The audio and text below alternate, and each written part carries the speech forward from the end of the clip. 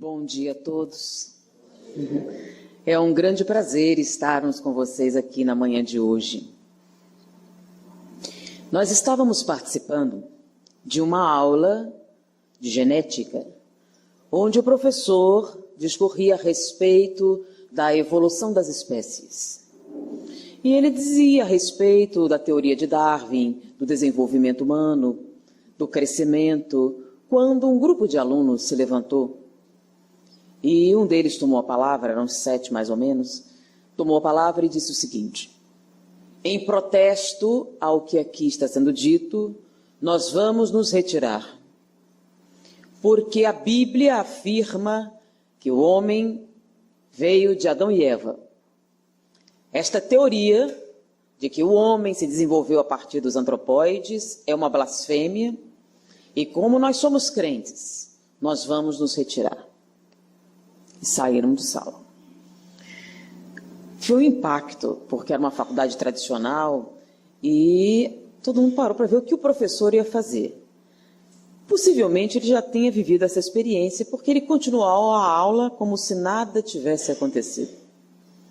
E todos os alunos ficaram esperando o sinal do intervalo para comentar a respeito do que fariam com os alunos. Será que seriam expulsos? Seriam suspensos? O que iam fazer com eles? Como que seria? E, apesar do professor continuar como se nada tivesse acontecido, os alunos ficaram muito agitados. Quando finalmente a aula terminou e todo mundo foi para o intervalo, começou um grande sussurrar. E aí, já sabem o que vai acontecer? Eles serão expulsos? Não? Podem ficar sem assistir a aula? É assim? Qualquer um pode fazer o que quiser? E a discussão seguia nesse nível quando um rapaz tomou a palavra e disse: é isso que dá deixar essa gente frequentar uma universidade. Eles não têm condições, são pessoas limitadas intelectualmente. E é isso que acontece. Gente religiosa é incapaz de desenvolver um raciocínio racional que permita o desenvolvimento da ciência. Deviam ser proibidos. Deveria ser um quesito que eliminava todos eles. Se vê essas coisas que eles inventam, que acreditam, você não pode entrar numa faculdade de medicina com esse tipo de crença. O que é que vai acontecer? Aqui só devia entrar cientista. E os únicos cientistas têm que ser ateus. Olha, eu acho que você está sendo tão radical quanto aqueles que se retiraram da aula. Eu acho que você está exagerando. Existem pessoas religiosas, e isso tem vários cientistas, que permanecem senhores da sua capacidade de raciocínio, inclusive muito acima da média. Não, isso é bobagem, não tem jeito. Você não pode ter um pensamento racional ao mesmo tempo e acreditar nessa coisa de Jesus Cristo, de milagre. Olha, não é uma questão de crer. Jesus Cristo é um personagem histórico, é um fato. Então não é uma questão de você acreditar ou não. Não me diga que você acredita nisso. Jesus foi inventado pela igreja para dominar o pessoal. A igreja é o ópio do povo. O objetivo disso é fazer com que as pessoas aceitem a dominação. Olha, eu acho que você está exagerando. Todo tipo de exagero, para que lado for, chama-se radicalismo. E o radicalismo é tão irracional quanto o fundamentalismo. E ele continuou, e muitas pessoas começaram a apoiar. Não, realmente tem razão, já pensou? E transfusão de sangue, aí começa a superstição, e aí acaba. O que se aprende aqui? Olha, concordo que o comportamento foi descortês. Concordo que eles não deveriam se comportar dessa maneira, deveriam guardar para si as suas diferenças e não ofender o professor na sala de aula. Porém, eu acho que a sua fala também demonstra excesso. Também demonstra uma certa irracionalidade, porque você está generalizando todas as pessoas. Eu, particularmente, considero Jesus um personagem histórico, considero a sua colaboração com relação à humanidade indispensável para o desenvolvimento do ser humano. E o fato de algumas pessoas exagerarem, transformarem num ícone de violência, não é responsabilidade dele. Eu não acredito nisso. Você acredita nessas coisas, de milagre, de Jesus? E disse, particularmente sim. Não é questão de acreditar, são fatos. E com relação a determinados fenômenos paranormais, são fatos também. Não é uma questão de milagre. Antigamente podia se dizer, mas hoje Não acredito. Isso é uma bobagem. Qualquer um das presentes aqui sabe que isso é bobagem, não é? E todo mundo riu. Disse, olha, não vou entrar nesse mérito. Respeito você, respeito o seu trabalho. Vamos fazer o seguinte? Vamos fazer uma aposta. Disse, olha, já está fugindo da raia. Uma aposta simples. Eu quero que você me prove cientificamente uma frase de Jesus. Se você me provar, eu retiro tudo que disse. Agora, se você não for capaz, você há de considerar que é uma invenção. Disse, olha, eu acho que uma aposta não tem nada a ver. É uma coisa simples, você não disse que ele existiu? Você não disse que ele era realmente especial, que ele era... Olha, eu não falei absolutamente... Não, já está dizendo. Não tem coragem, então? Uma coisa simples. Você me prova cientificamente uma frase de Jesus e eu retiro tudo que eu disse. Bom, do que se trata, então? Isso é simples. Se você me provar cientificamente a seguinte frase de Jesus, eu venho aqui, retiro e digo que Jesus realmente foi importante para a humanidade e que as coisas que ele disse ou que ele fez fazem algum sentido. Eu quero que você me prove cientificamente a seguinte frase de Jesus. Vinde a mim, vós que estáis aflitos, e eu vos aliviarei. Pois comigo todo fardo é leve, todo jugo é suave. Eu quero que você me prove cientificamente que 50 arrobas com Jesus ficam mais leves. Bom, e tem um detalhe. Para mim, ciência é só a física, a matemática, a medicina. O resto é para ocupar o resto das pessoas.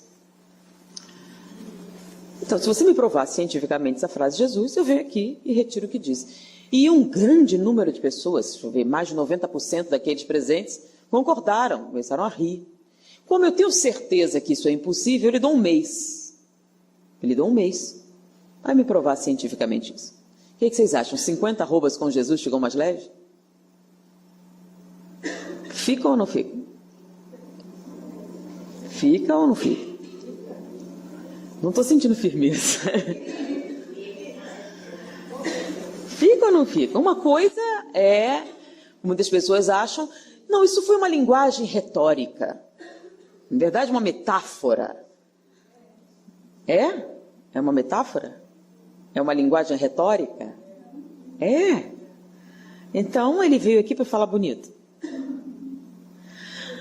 Quando nós falamos a respeito, ontem, da lógica, a respeito do raciocínio lógico, nós temos uma série de informações do mundo espiritual e alguns entendem que raciocinar com lógica é eliminar uma série de coisas. Não é verdade. Raciocinar com lógica é desenvolver um pensamento correto. Muito bem. No livro A Caminho da Luz de Emmanuel, fala a respeito da preparação que a Terra teve para o advento do cristianismo, para a reencarnação de Jesus. Jesus esteve próximo à Terra em duas ocasiões. A primeira, com o surgimento da vida na Terra. Ele presidiu o processo de formação da vida, o desenvolvimento do DNA, que permitiu que os seres vivos surgissem na Terra. E o segundo momento foi da sua reencarnação, no desenvolvimento do cristianismo. E essa preparação para o seu retorno ao orbe terrestre levou 1000 anos de intensa preparação com relação aos espíritos que estariam presentes durante a sua presença na Terra, nos povos, para que a mensagem fosse recebida.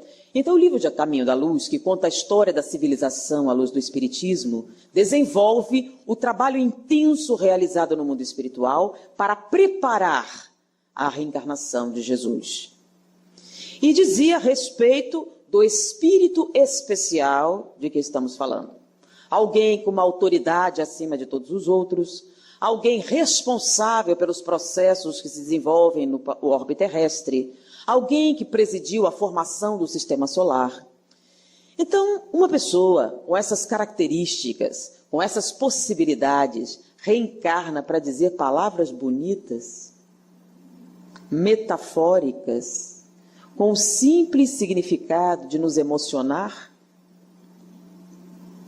Ele iria desperdiçar 1000 anos de preparação apenas para dizer algumas frases de efeito exatamente como alguém que preparasse um discurso com um determinado efeito emocional. A lógica permite que a gente desenvolva esse tipo de raciocínio?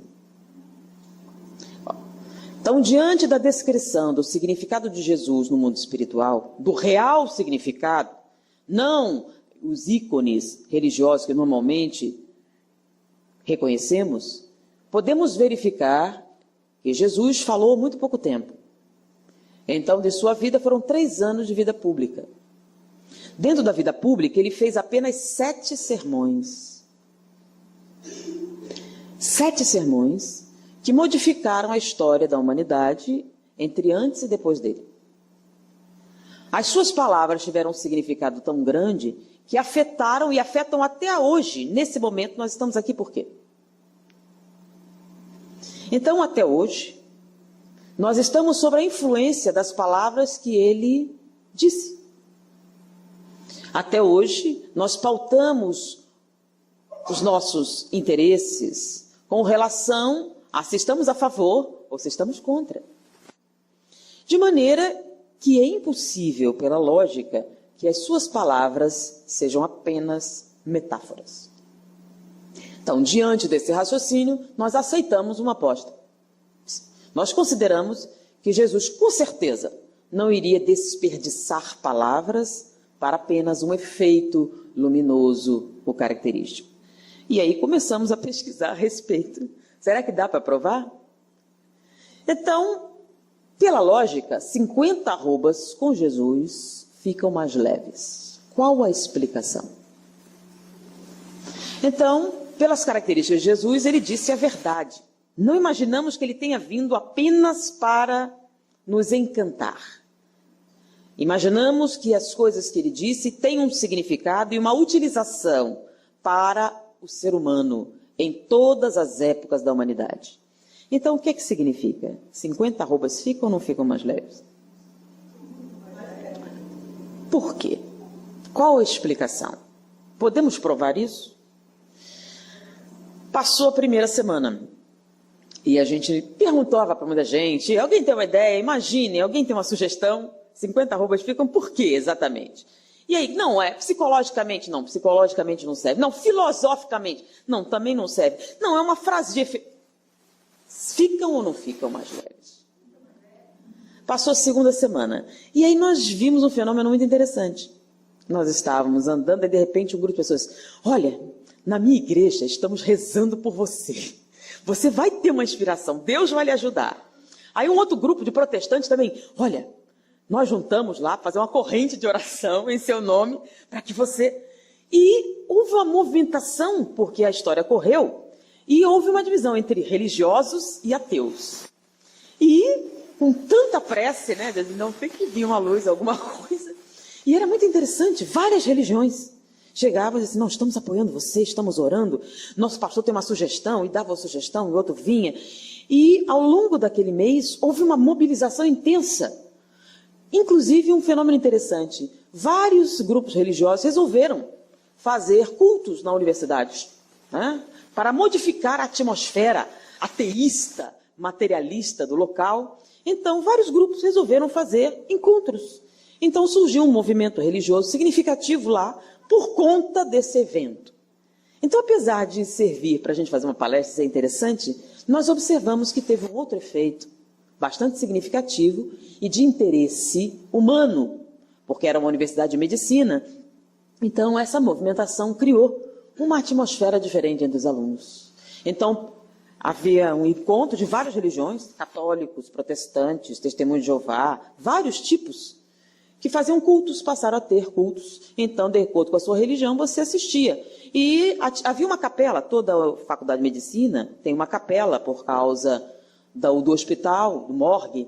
E nessa capela, várias religiões passaram a utilizar. Era uma capela que ficava totalmente isolada e passou a ser utilizada a partir daquele momento. Mas o tempo foi passando. Terceira semana. E ele passava e ria. E tinha um grupo, né? E era interessante, toda vez que ele se aproximava, uns juntavam outros assim, sabe? E era uma coisa muito pitoresca. Mas entramos na 4ª semana e não tínhamos uma resposta. E começamos a ficar extremamente preocupados. Será que não dá para provar?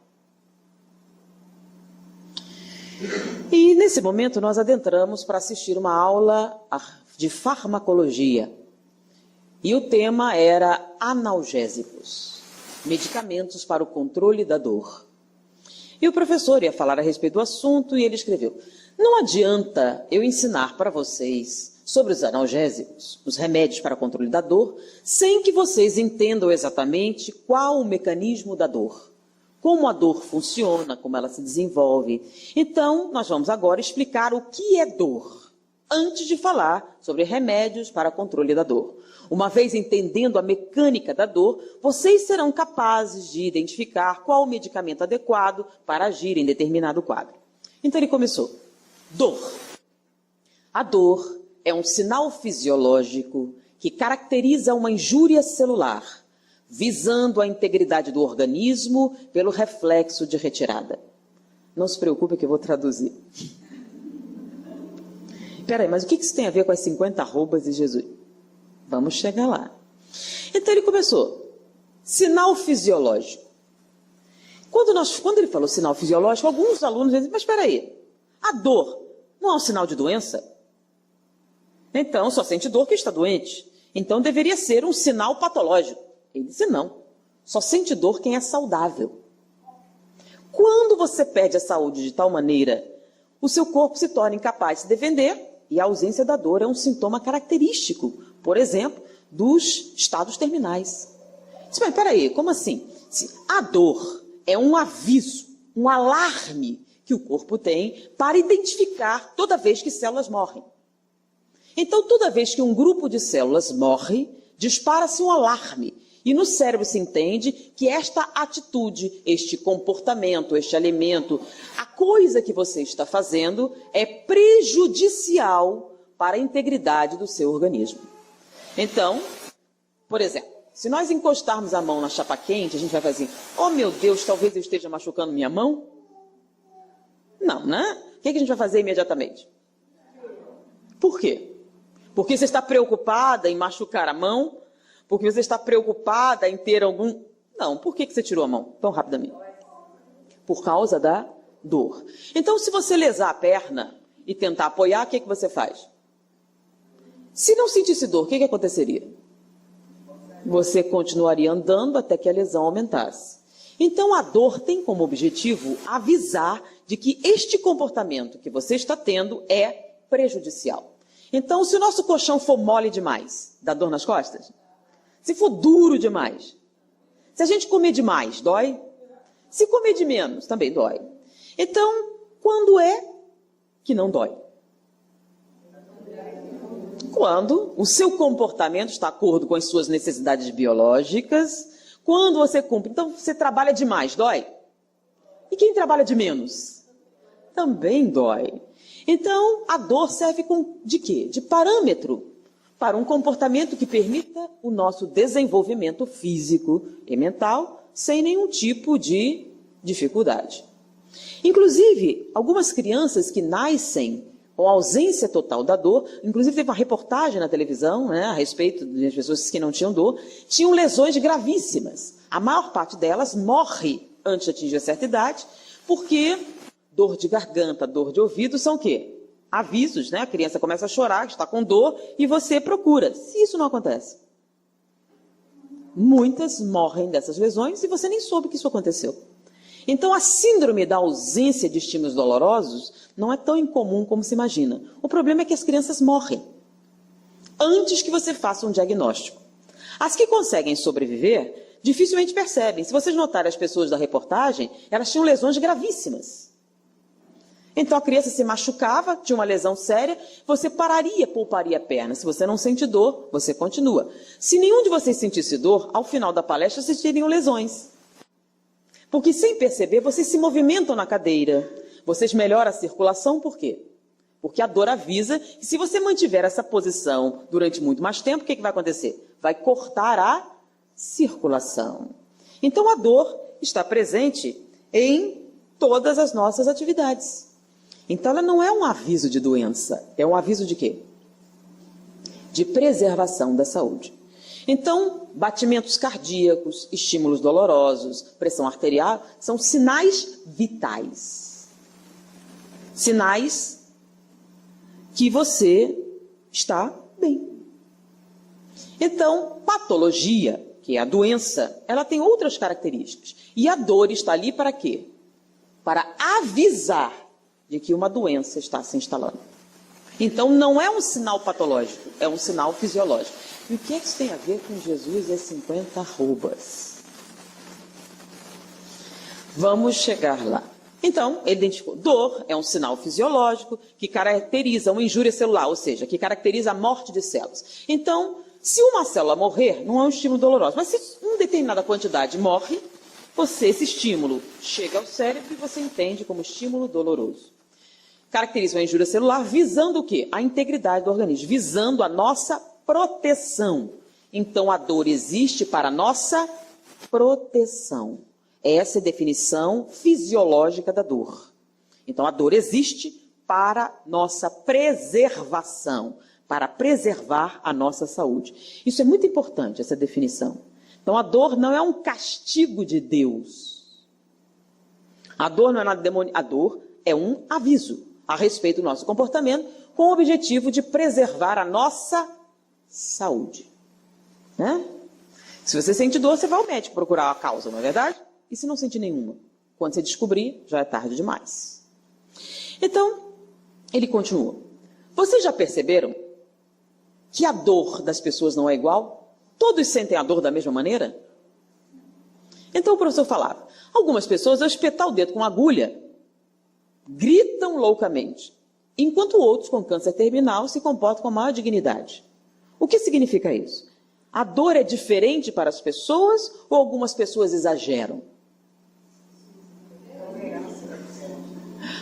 A dor é diferente ou as pessoas exageram?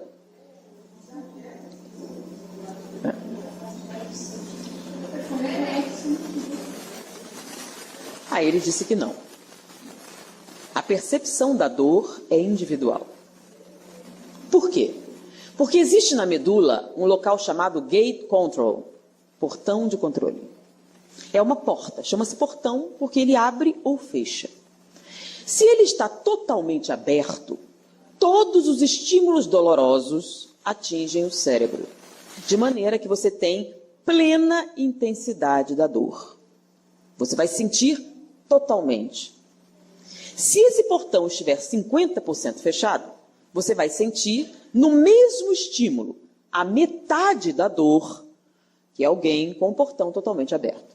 Então, numa determinada queimadura, se você está com o portão totalmente aberto, a intensidade será de 100%.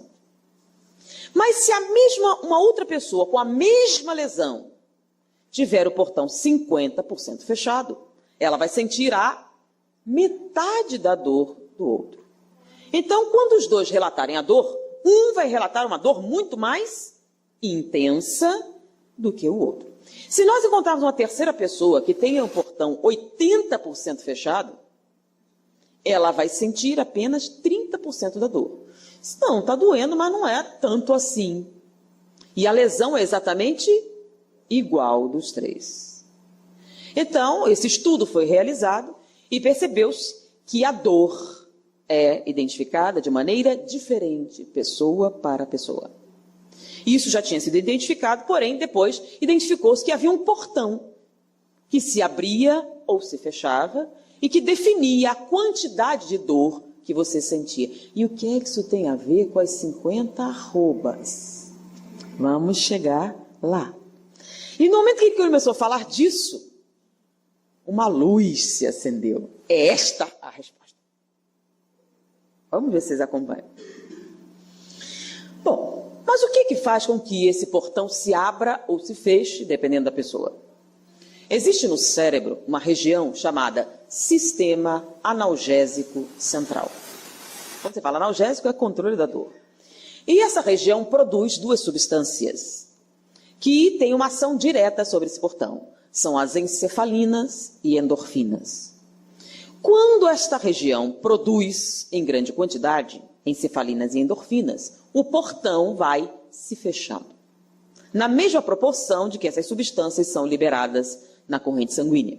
Então, quanto maior a quantidade de substâncias liberadas, mais fechado fica o portão, menos dor você sente.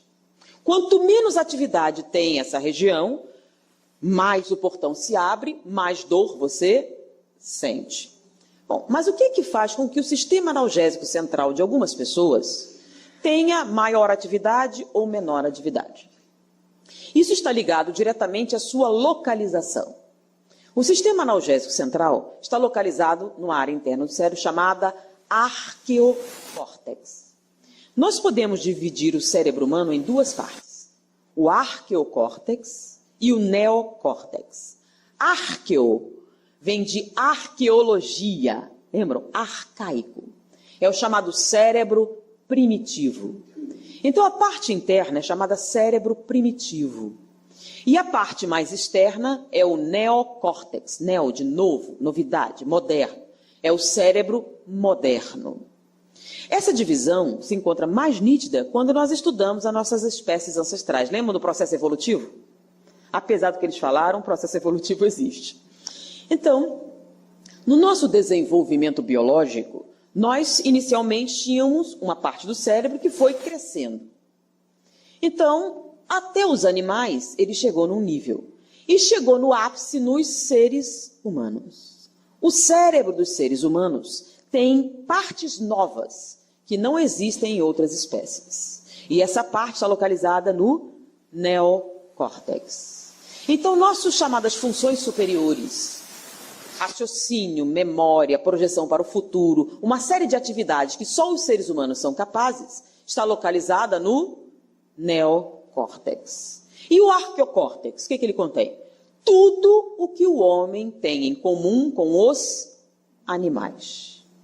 Tudo que tem no homem, que também tem nos animais, está no arqueocórtex. Os animais sentem dor? O homem sente dor? Onde fica a dor? No arqueocórtex. Os animais sentem medo? O homem sente medo? Onde fica o medo? No arqueocórtex. Então, todas as coisas que o homem faz, que o animal também faz, está no arqueocórtex. Agora, tem coisas que o homem faz, que o animal não faz. Peça de teatro. O homem faz? Os animais fazem? Onde fica a construção de peças de teatro? Neocórtex. Né? Caridade, o homem faz? O animal também faz? Onde fica a caridade? Neocórtex. Sinfonias, composição de sinfonias. O homem produz? O animal também faz? Onde ficam as sinfonias? Então procure tudo que o homem tem, que o diferencie do animal, e onde é que se encontra? Neocórtex. Bom, e o que é que isso tem a ver com as 50 arrobas e Jesus? Vamos chegar lá. Muito bem, já identificamos então o neocórtex e o arqueocórtex.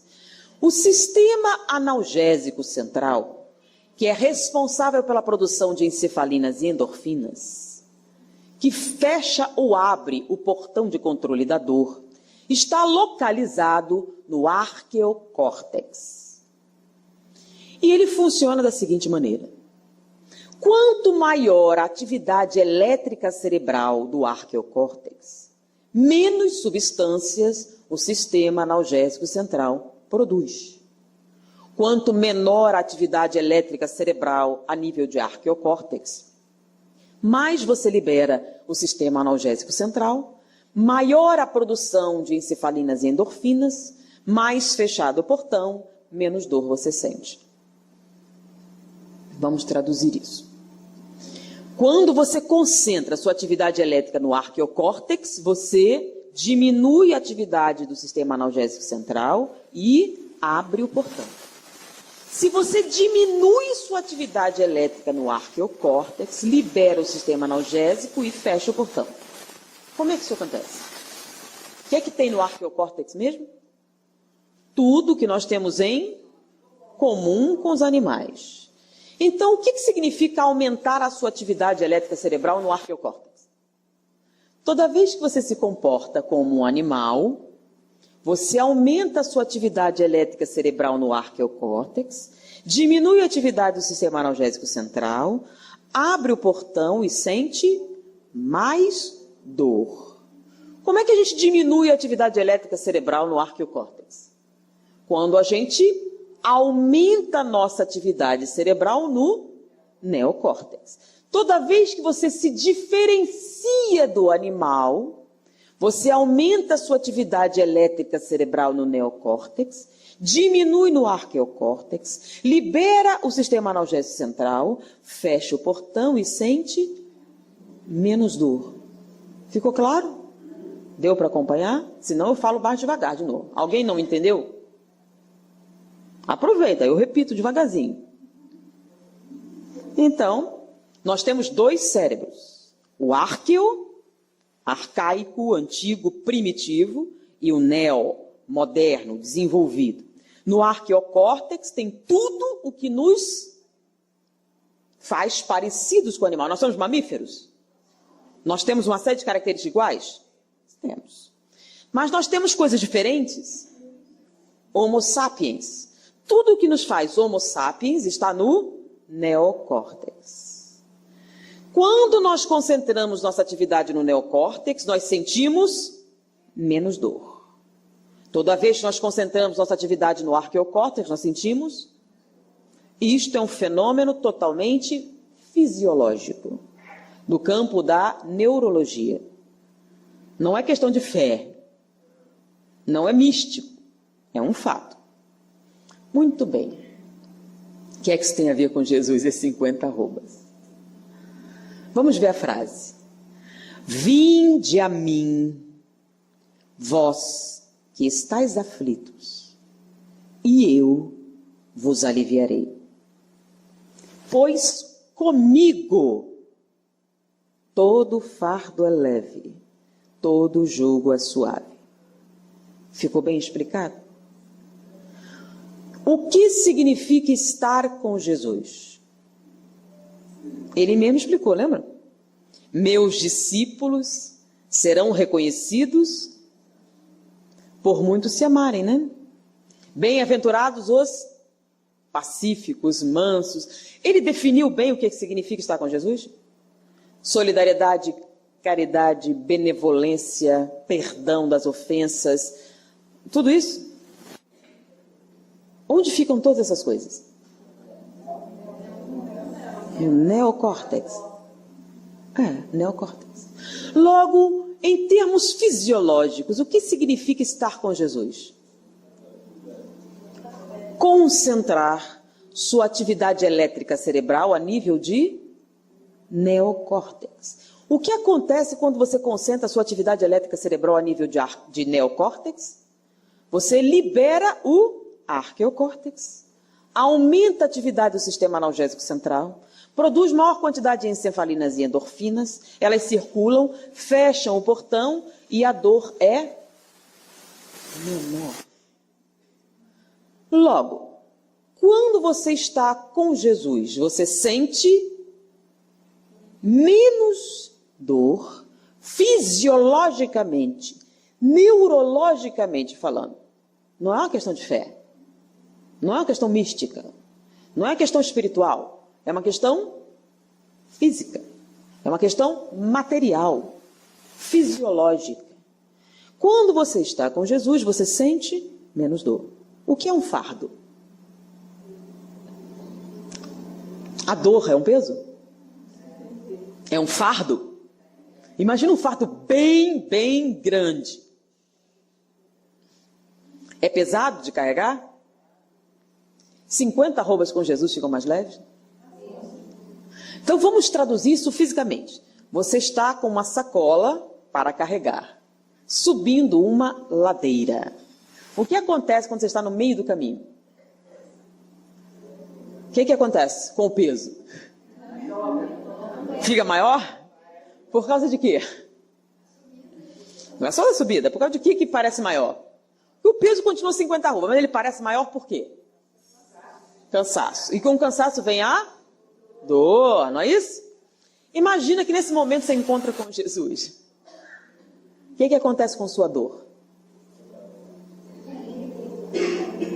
Tem gente que nem, dependendo da intensidade, o portão pode ser até totalmente fechado. De maneira que ele deixe de ter qualquer... E você sobe. Nos relatos cristãos é muito comum uma dor intensa e de repente uma profunda... Nos já leram isso? Uma profunda paz. Deixou de sentir, depois de... A maneira com que muitos cristãos iam para o martírio era impressionante. Impressionava os soldados, né? Como é que eles eram capazes disso? Tem explicação? Era um processo místico?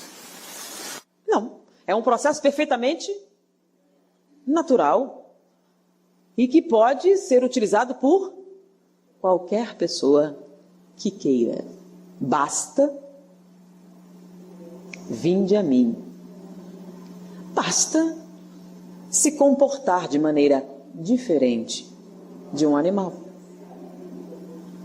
Então, quanto mais você se distancia do comportamento animal, mais leves são os fardos pesados para a maior parte da população. 50 arrobas com Jesus ficam mais leves? Segundo as mais modernas tendências da neurofisiologia moderna. E nós tivemos a curiosidade de pegar diversas outras frases para ver se isso era possível e todas podem ser comprovadas. Inclusive, diversos livros modernos têm saído a respeito. Jesus, o maior terapeuta de todos os tempos. Jesus, o maior administrador. Já viram nas bancas? Fazendo uma avaliação do significado de Jesus hoje. Então, existe aplicabilidade prática das palavras de Jesus no nosso dia a dia em 2010? Não eram figuras de retórica? Não eram palavras bonitas? Não eram só palavras? Se Emmanuel realmente existe, se a Caminho da Luz foi psicografado por ele, se a mediunidade de Chico Xavier é real, então Jesus não é qualquer pessoa. Ele não iria estar aqui para perder tempo. E o mais interessante é o Livro dos Espíritos, que diz o seguinte: qual o melhor modelo e guia dado à humanidade para a sua melhoria? Uma palavra, duas sílabas: Jesus. Ok, ele é o modelo. Mas como é que a gente vai copiar esse modelo se a gente não sabe nada a respeito dele? É muito engraçado, eu vejo algumas pessoas defenderem Jesus. Na sua palestra não disse o nome de Jesus nenhuma vez.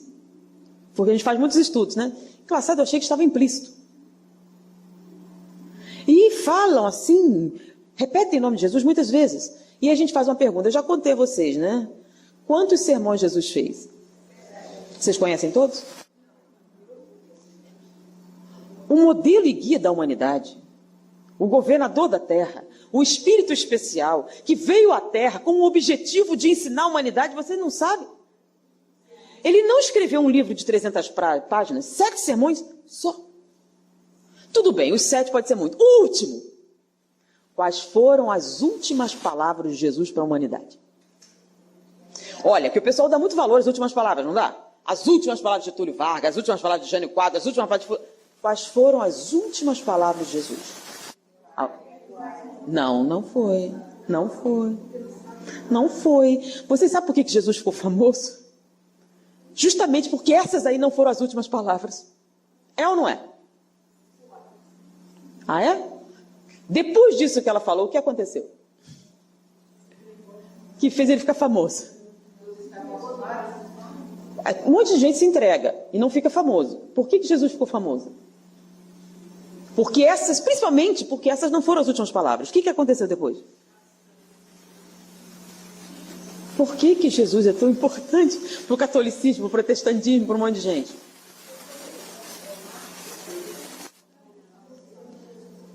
Esse momento, repete o que foi que ele disse. Que você achou que eram os últimos momentos. Certo. Nesse momento, o que aconteceu? Nesse momento ele morreu. Todo mundo, né? Mas com ele foi assim que aconteceu? O que aconteceu? Gente, vocês não sabem o que aconteceu? Jesus voltou dos mortos. Aquelas não foram as últimas palavras. Ele voltou. Lembram que ele voltou? Apareceu para os discípulos, Maria Madalena, pregou, fez um monte de coisas. E todo mundo soube que ele tinha. Por isso ele ficou famoso. Porque milagre um monte de gente fez. Mas qual foi o maior milagre que ele fez? Foi ter voltado da morte. Logo, essas foram as últimas palavras? Não, não foram as últimas palavras. Ele voltou. Lembram? Emaús, Maria Madalena. Lembram? Lembram que teve alguém que não acreditou? Ah, lembram? Não acreditou. Aí teve um monte de experiências. Inclusive, ele fez um sermão enorme para os 500 da Galileia. E no final, o que foi que aconteceu? Alguém aqui foi católico alguma vez? Levanta o braço quem já foi. Fizeram o catecismo.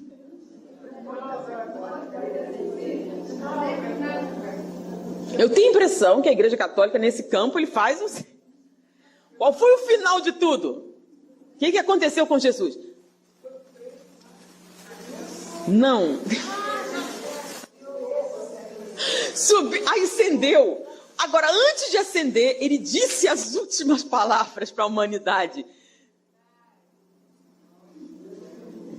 Olha, eu não vou dizer, não. Não vou. Eu acho que vocês devem sair, procurar uma igreja, uma Bíblia, ler o Novo Testamento, vai lá para o final e descubra o que foi que Jesus disse para a humanidade. As últimas palavras de Jesus Cristo, governador da terra, modelo e guia da humanidade, o espírito mais importante que reencarnou na terra para dar. Então, como é que ele pode ser modelo e guia se nem as últimas palavras vocês não conhecem? Não. Aí é muita moleza, né? É muito mais interessante vocês pesquisem. Eu não conto para ninguém.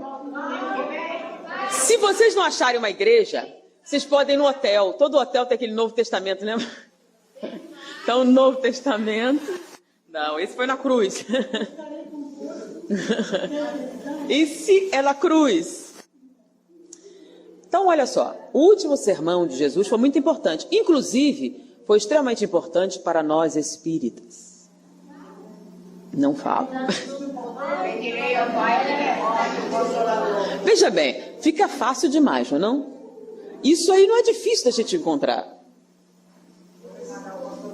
Né? E quem não tiver, procura na internet que tem Bíblia online. Então, o que nós estamos dizendo? Vocês sabem, por exemplo, Jesus, ele só falou 3 anos. Tem um detalhe, ele andava a pé. Numa extensão de terra grande. Então, as palavras de Jesus, o ensinamento de Jesus está contido nos 7 sermões que ele fez, só 7, viu? 7. E nas parábolas que ele contou. Lembra as parábolas? Porque ele ensinava através de pequenas histórias com fundo moral, as parábolas. Quantas parábolas Jesus contou?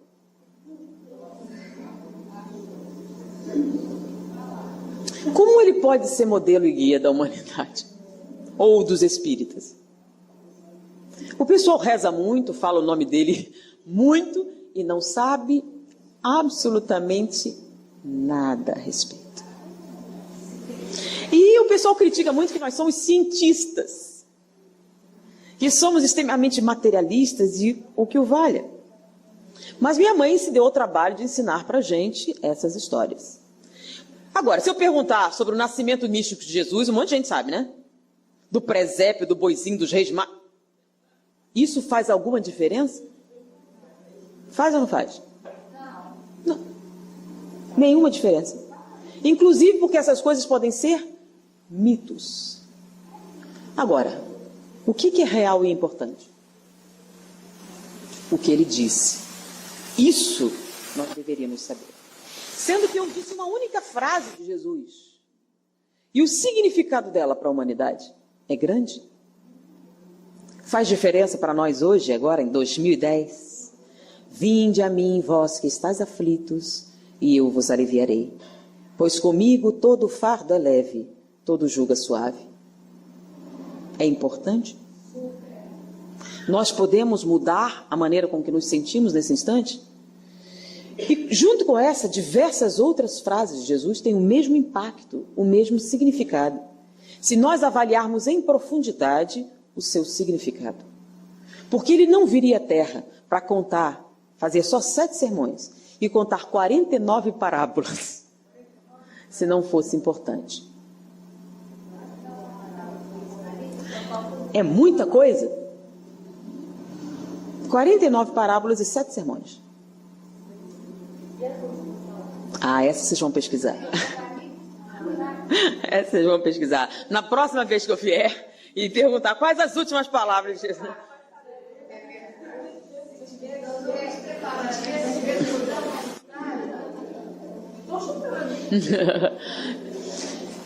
Então, o que a gente nota agora? Que, na verdade, a nossa religiosidade não é tão profunda assim. Na verdade, é bastante superficial. Porque falta compreensão, porque falta conhecimento. E a fé espírita tem uma característica diferente. Fé verdadeira é aquela capaz de enfrentar a razão, face a face, a humanidade, em todos os tempos. Como é a nossa fé? Tem essas características? O que é necessário para que ela tenha fundamentos? Para que tenha profundidade?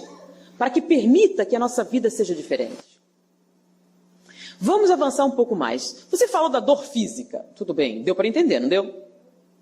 E dor moral, existe? Existe dor moral? Dói? Sentimento dói? Dói aonde? Porque se a alma não é física, então não dói. A dor não é morte celular? Lembra? Dor é morte celular. Então, para doer, tem que morrer células. As almas têm células? Então não dói. Dói ou não dói? Onde? Dói ou não dói? Dói na consciência? A consciência tem células? Sentimento dói ou não dói? Dói. Onde? Alguém falou, dói tudo. Aí eu vou explicar uma coisa interessante. Você vai ao médico e diz que está sentindo dor. Estou sentindo uma dor. Aí o médico pede, aponte para mim onde dói. Um bom médico vai pedir isso, né? Aponte para mim onde dói. Aí você pega e faz uma coisa assim, dói aqui. Aí ele vai escrever, dor difusa abdominal. Mas se você fizer assim, dor aguda, localizada no hipocôndrio direito. Que diferença? Se você diz que a dor é difusa, é porque você não pode localizar. Se a dor é aguda, está localizada. E o que é um mal-estar? O que é mal-estar? É dor de cabeça? É dor na perna? É dor nas costas? É dor onde? Aponta. Mal-estar, uma coisa ruim que você não sabe onde começa e onde...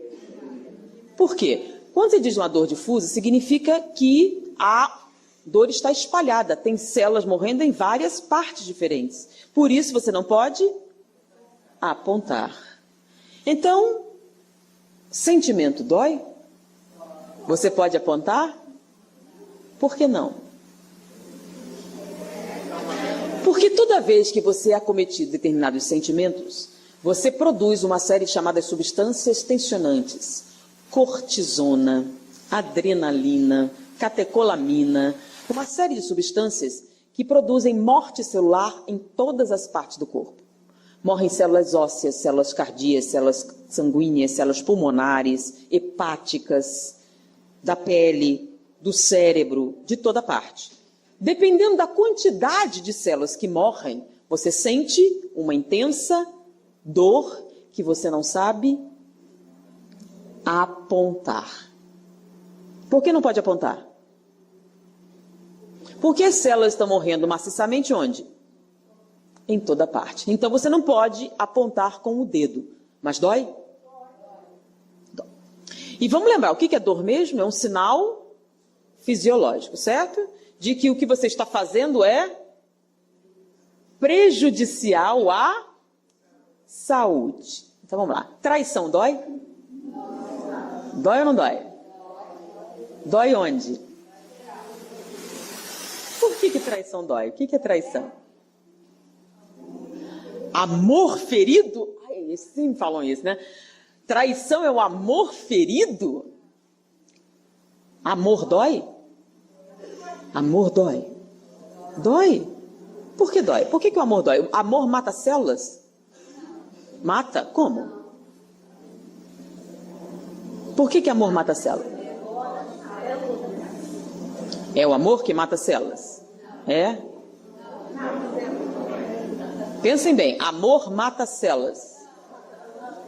A traição a gente sabe que mata, agora é o amor? É por causa do amor. Vamos lá, o que é traição? Então, você está dizendo que ele que me traiu e eu que estou errada? Não sou eu. Se está doendo em você é porque você está se comportando mal. Se não se comportasse mal, não doía. Então a traição dói aonde? É no amor? O amor, vamos lá. Se você ama profundamente alguém, se esse alguém te trai, o que acontece? Nada. Porque o amor perdoa sempre. Se a pessoa vai embora, o que você sente? Nada. Porque você quer que o outro seja feliz, né? O amor tudo perdoa, o amor tudo aceita, o amor ama por causa do amor. Ele quer o bem de quem ele ama, mesmo que o bem não venha da sua presença física. Não é assim que é o amor? Então, o amor dói? Agora, o que dói? O que é traição? Como é que ela ousou fazer isso comigo? Como é o nome disso? É amor? Orgulho. Todo mundo vai saber como é o nome disso? Vaidade. Como ela fez isso? Minha mulher. Egoísmo. Então, egoísmo faz bem? Então, toda vez que você é egoísta, dói. Orgulho faz bem? Toda vez que você é orgulhoso, a vaidade faz bem? Toda vez que você é vaidoso. Agora, amor, caridade, solidariedade, fraternidade, dói? Por que não?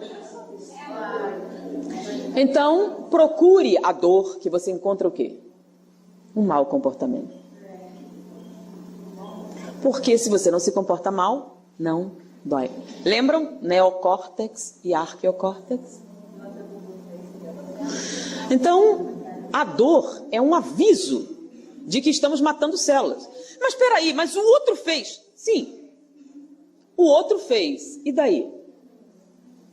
Nós somos responsáveis pelo que o outro fez? Não. Se ele fez, é um problema de quem?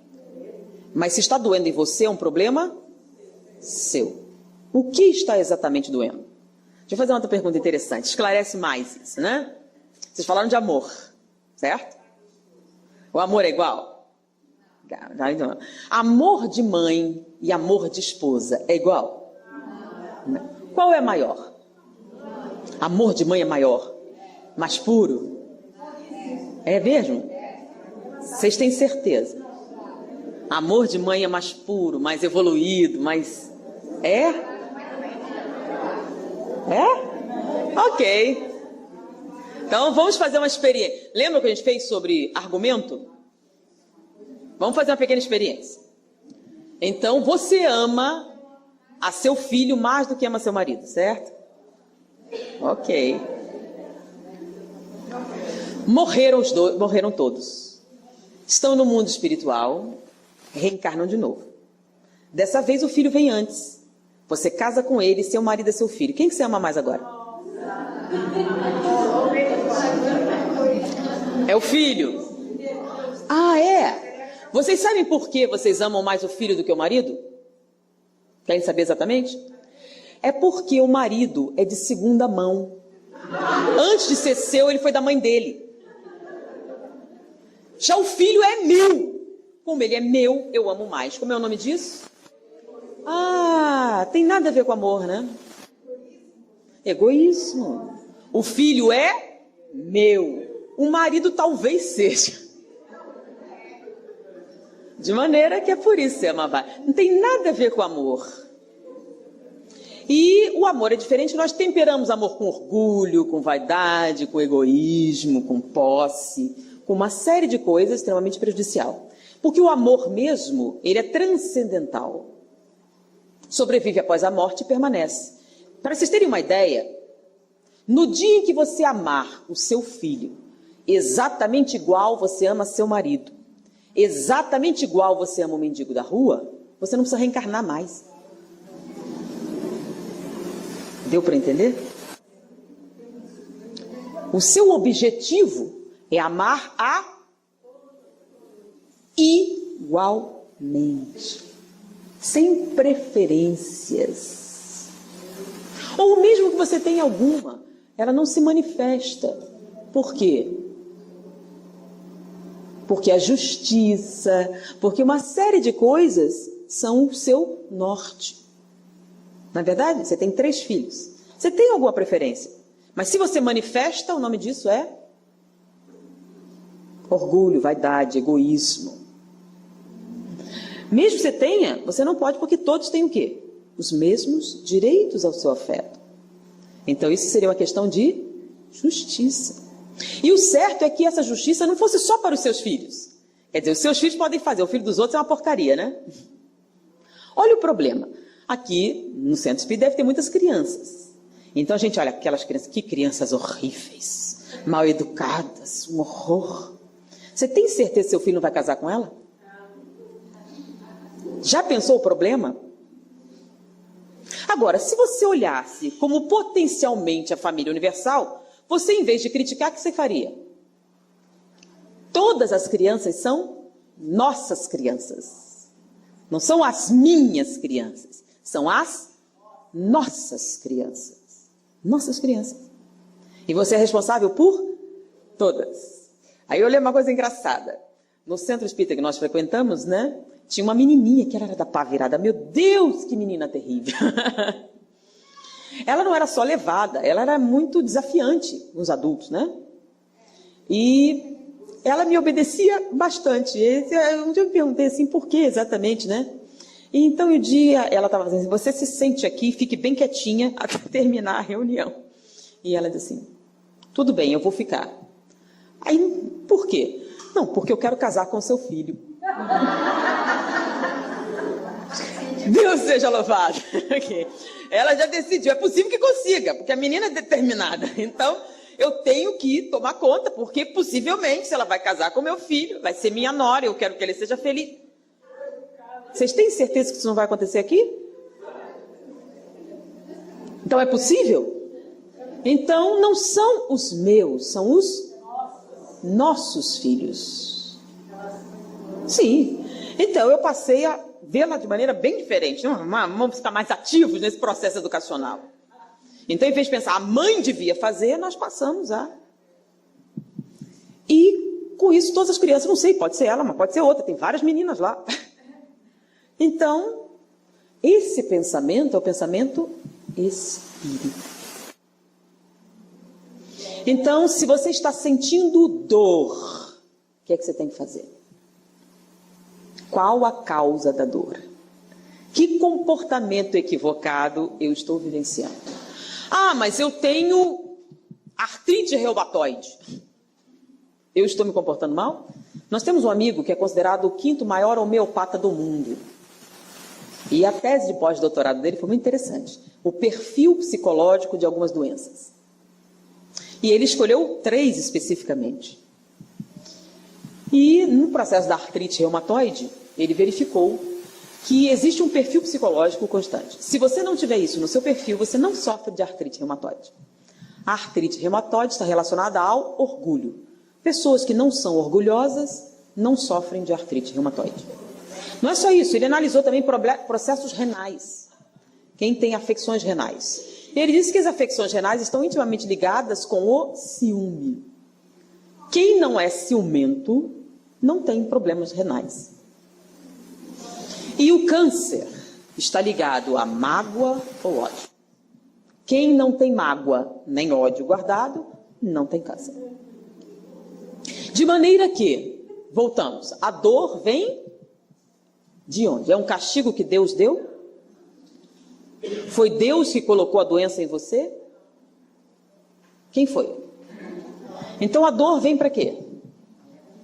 Para alertar sobre o quê? Sobre nosso comportamento. Independente se é uma dor física ou uma dor moral. Então, toda vez que nós estamos sentindo dor, sentimos porque nós nos comportamos mal. Sim, mas o outro fez sim. Se vocês usarem esse argumento toda vez, vocês estão justificando os obsessores, né? Ele fez e vai pagar. O nome disso é vingança. Vingança e justiça são a mesma coisa? Então o problema da traição é a vingança. Você quer que ele sofra igual. Não é isso? Isso é bom? Você quer que ele pague por isso? Hã? Engraçado, pode ser que seja você que já esteja pagando, não é não? Porque tudo que acontece tem uma origem, lei de causa e efeito. Então nós temos que mudar o quê? Eu não posso mudar o comportamento do outro. Eu posso mudar qual? O meu. Então eu posso mudar o meu comportamento? Posso. Posso aliviar a dor? Então a traição está doendo. Como é que eu faço então? Lembram? Vinde a mim, vós que estáis aflitos, e eu vos aliviarei. Pois comigo todo fardo é leve, todo jugo é suave. Vai doer menos? Vai. Então toda vez que você se aproxima de Jesus, a dor diminui. A dor moral também? Sim. Se está doendo é porque células estão morrendo. No momento em que o seu portão começa a se fechar, o que acontece? No momento que você entrega a sua vida, e quando eu digo entrega a vida a Jesus, eu penso, não é uma coisa ociosa, não, é entender o que foi que ele disse e o que ele quer de nós. Então, no momento que você entrega a sua vida a ele, todo o seu sofrimento, quanto mais intensamente você se entrega, menor ele é. E para algumas pessoas, totalmente inexistente. Como é que ele pode rir assim? A vida dele está um horror. E se comporta assim, parece que não tem. Eu me lembro, eu até contei aqui, nós estávamos, eu e meu marido, né, estávamos passando uma crise financeira muito séria. Estávamos praticamente falidos. E ele estava muito nervoso mesmo, não conseguia dormir, e como vai ser, e um desespero grande. E nós estávamos... Um dia, aí ele virou para mim zangado e disse, você não tem noção de como nós estamos? Estamos falidos. Sim, meu bem.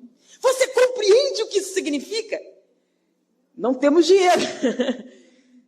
E você fica com esta cara. Eu vou fazer uma pergunta. Se eu chorar bastante, você se sente melhor? Se você se sentir melhor, eu juro que eu vou chorar. As coisas vão melhorar se eu chorar? Se eu ficar muito nervosa, as coisas vão mudar? Ele disse, não. Então, por que você quer que eu chore? Não basta você ficar nervoso e ter um infarto? Nós temos 3 filhos. Se morrerem os 2, como você? Eu gostaria que você não morresse também. Já que já estamos falidos, não há nada o que fazer. Você está nessa situação porque deixou de trabalhar? Nós trabalhamos pouco? Nós nos esforçamos de menos? Se não, é sua responsabilidade, é a minha? Se não, então confie em Deus, meu filho. Tranquilize. Não vai mudar nada. Esquece. E no final tudo deu certo. Então, deu certo, resolveu-se tudo, da maneira simples. E esse excesso de desgaste, esse sofrimento, é culpa de quem? Aí por que ele estava nessa situação? Porque faliu uma determinada empresa, ele era dependente dela e nós estávamos no bolo. É nossa culpa? Não. Se não foi algo que nós fizemos, então é uma coisa porque nós devíamos passar. E se a gente aceita sem revoltar-se, não estou falando inércia, trabalhar, procurar uma saída, é claro, mas sem autodestruir-se. Então, traiu. E aí, o que você pode fazer? Você pode deixar isso crescer dentro de você, a mágoa, e produzir um câncer. Você pode desenvolver o ódio e produzir um câncer. Você pode deixar essa situação te esmagar e destruir sua vida. Aí a culpa foi do outro? Foi ele que destruiu sua vida? Ou foi você que permitiu que isso acontecesse? Olha que determinadas falas. Fulano me irrita. Não. Por que você permite que fulano te irrite? Quem é que permite? Você pode mudar isso? Você pode não permitir que fulano te irrite? Pode. É uma escolha. O nome disso é livre-arbítrio. Então, muitas vezes, nós nos apegamos ao sofrimento. Por que exatamente? Se a gente parar, lembra que nós falamos sobre lógica, sobre raciocínio? A gente para, por que eu estou fazendo isso? Por que eu estou me permitindo essa destruição? Em homenagem a quem? Qual o significado? Sendo que se a gente prestar atenção nos sermões de Jesus, nas palavras, nas outras coisas que ele disse, a nossa vida pode ser mais produtiva, mais plena. Guardar rancor. Então, a gente fala sobre muitas coisas, né? Então, guardar rancor é terrível. É a base da obsessão. Um obsessor guarda 300 anos o que você fez. Você até esqueceu, mas ele não. E ele fica ali esperando a chance de usar a informação. É isso que você quer de você, para a sua vida? No mundo espiritual, você sai dessa vida e fica preso por esses sentimentos. E aí, no momento de enfrentar a morte, nós estamos nessa prisão. Eu estava contando, né? A gente estava hospedado e lembrando que como é importante esse exercício. Mas a gente pode esquecer? Pode, se você se colocar para fazer isso, se você se decidir, é uma questão de não vitalizar. Então, toda vez que vem, vamos mudar de assunto. Toda vez que o pensamento vem, vou fazer outra coisa. E você pode, sim, substituir isso na mente. E você pode, treinando isso, fazer segundo a natureza, né? Conosco a gente fez parecido. Tanto exercitar. Um dia meu marido fez um negócio assim, não, ele tem que ter um castigo, não pode ficar sem castigo, né? Aí eu queria dar um gelo nele, aí eu anotei na agenda, não esqueça que você está zangada com ele. Aí eu fui anotando. Então de manhã eu tenho o hábito de olhar, não, estou zangada com ele, não posso esquecer. Porque se eu não anotar na agenda, o que acontece? No dia seguinte eu esqueci. E ele sabe disso. Mas eu não esqueci, fiquei um mês. Até que ele pediu arrego, né? Mas eu tive que anotar para me lembrar que eu estava zangada. Não estava mais, mas eu fazia um esforço. Porque já é um outro processo. Mas eu esqueço. Não lembro. Então, discuti agora, amanhã eu esqueci. Enquanto ele guarda mágoa muito tempo. Eu sei que ele teve uma vida difícil e tudo mais. Lembra que Freud diz, a culpa é sempre da mãe, né? Então a vida dele foi muito, muito terrível. Passou fome, teve uma série de sofrimentos intensos. E daí? Segundo Freud, a culpa é da mãe, né? Mas para o espiritismo, cada um tem a mãe que merece. Acabou, não é Freud. Se você está naquela situação, é por quê? Por que você não tem uma mãe decente? Por quê? Porque é isso que você necessita para o seu desenvolvimento. Então, em vez de culpar a mãe, o que você tem que fazer?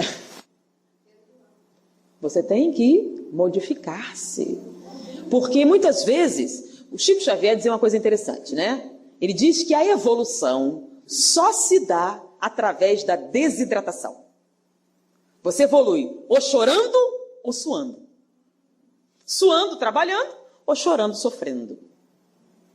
Então, muitas pessoas não dão valor Aí você vai vivenciar uma vida que você não tem para aprender qual o valor que tem. Quantas pessoas não dão valor? Tem pais carinhosos e não dão nenhum valor. E várias vidas, até o dia o quê? Como é que você vai aprender? Você vai nascer sem nenhum desses valores, para você saber que falta faz. Ou para você aprender a valorizar a sua família. Então, às vezes, você fica culpando a família anterior e não vive essa. Ah, eu sou assim porque minha mãe... Peraí. Não é isso. Você permite. Você desenvolve. Você faz o que você quiser. Tive uma mãe repressora, e você pode ser diferente? Pode. É uma questão de escolha pessoal. Chama-se livre-arbítrio. Então, nós permitimos. E a dor não é um sinal patológico, nem satânico, nem de castigo, nem do pecado. O que é dor? É um sinal fisiológico que caracteriza uma injúria celular, visando a integridade do organismo, pelo reflexo de retirada. Ou seja, para parar de doer, você tem que retirar a causa. Seja um comportamento, seja um sentimento, seja aquilo que você está fazendo naquele momento, você tem que mudar para que a dor desapareça. Mas eu não consigo identificar, então você vai buscar identificar a origem deste sofrimento. Onde está exatamente? E você vai trabalhar nele. Então, no Livro dos Espíritos tem: o que fazer para alcançar a felicidade e resistir ao mal? Resposta dos Espíritos. Um sábio da antiguidade vô-lo disse: conhece-te a ti mesmo. De maneira que nós temos as respostas. A gente precisa aprofundar esse conhecimento para transformar isso num processo ativo, e não como uma teoria, e sim como um processo interior, um processo racional, um processo de fundamentação, de conhecimento e não de crença. A gente precisa transformar Jesus de uma figura mitológica em alguém que nos sirva de modelo. Vinde a mim, vós que estáis aflitos, e eu vos aliviarei. Pois comigo todo o fardo é leve, todo o jugo é suave. Isso é verdade, segundo as mais modernas tendências da neurofisiologia moderna. Muita paz.